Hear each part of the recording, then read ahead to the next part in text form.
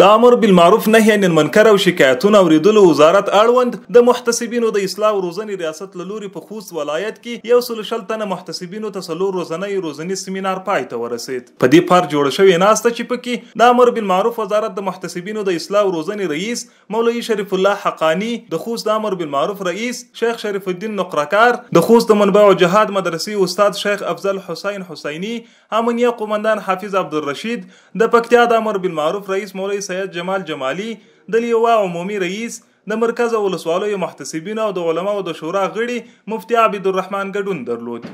ناستې ته د امر بالمعروف رئیس مولوی شریف الله حقانی وویل علما د ځمکې پر سر تر نورو خلکو الله جل جلاله ته ځانګړی ځای لري او لله الحمد د امر بالمعروف ټول محتسبین علما دي او د دغه ستر خدمت د پرمخ وړلو لپاره پر خدمتونو بوخت دي. ښاغلي حقانی زیاته کړه د شهیدانو او مظلوم ملت همدا ارمان و چې په دغه خاوره باندې اسلامي نظام حاکم او د منکراتو د له منځه وړلو لاره کې ګړندي ګامونه اوچت شي چې د یادو هیلو د پوره کولو مسؤلیت زموږ او ستاسې پر غاړه دی. دا فرصت الله راته راکړی دی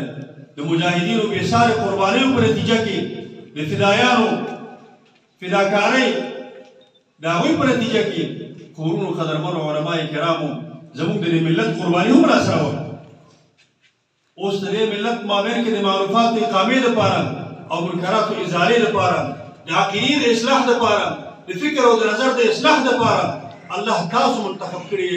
نوموړي محتسبینو ته په خطاب کې وویل د معروفاتو په اقامه او د منکراتو په ازاله کې له حکمت، بصیرت او ښو اخلاقو څخه کار واخلئ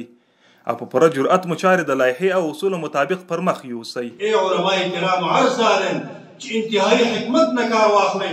د ډېر لوی بصیرت نه کار واخلئ، اخلاقو نه کار واخلئ. د دې ملت مابین کې د معروفاتو اقامه په ډېرو ښایسته اخلاقو باندې وکړئ او د دې ملت ذهنسازي وکړئ. دا پوه کوي ورونو دلته 100 کاله تیاره شوي. د غراز ناستې ته د پکتیا د امر بالمعروف رئیس مولوی سید جمال جمالی په خبرو کې په دې ولایت کې د امر بالمعروف د محتسبینو د خدمتونو ترڅنګ وویل 100 کاله دلته اشغال په ټولو برخو کې زهر شیندلي او اغیزې یې کړي دي چې د دغو منفي اغیزو، افکارو او پردي کلتور پر وړاندې د مبارزې په برخه کې موږ ټول مسؤلیت لرو او باید په ګډه همکاري مخه ونیسو. همداراز د خوست د امر بالمعروف رئیس شیخ شریف الدین نقرکار د دغه 3 ورځني سیمینار جوړول د محتسبینو د چارو د لا ښه والي لپاره مهم وبلل او زیاته یې کړه چې د محتسبینو لپاره هغه ټول اصول او سپارښتنې واورول شوې چې د دعوت په لار کې ضروري دي. ښاغلي نقرکار د ولایتي ادارې څخه په ټولنه کې د معروفاتو په اقامې او د منکراتو په مخنیوي کې د مرستې غوښتنه وکړه چې هغوی ته په دې برخه کې د پوره همکارۍ ډاډ ورکړ. یاده ناسته د منبع او جهاد مدرسې د استاد شیخ افضل حسین حسیني په دعایې پای ته ورسېده.